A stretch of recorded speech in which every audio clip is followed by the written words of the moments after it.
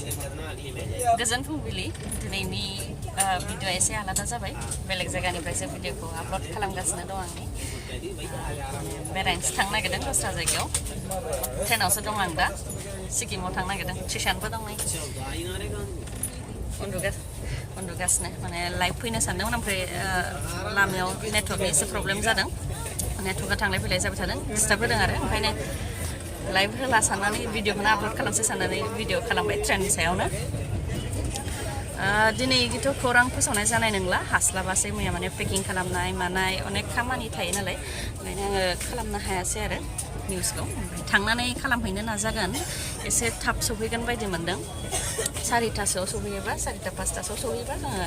गाबोन निउसखौ बा खौरांखौ होनो हागोन आरो नाजानोसै बेसेबां मेङो नायनोसै ट्रिशाना उन्दुगासिनो ट्रिशाननि फार्स्ट टाइम ट्रिप बियो बेरायनाया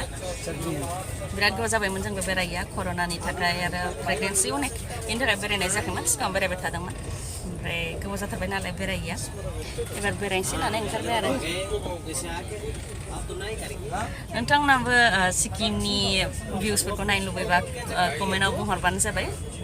आङो गुसुं गुसुं होलांनो नाजागोन जुदि नोंथांमोना नायनो लुबैयोबा दिनै दोनथ'नोसै एसेनोसै उनाव लोगो मोनफिनसिगोन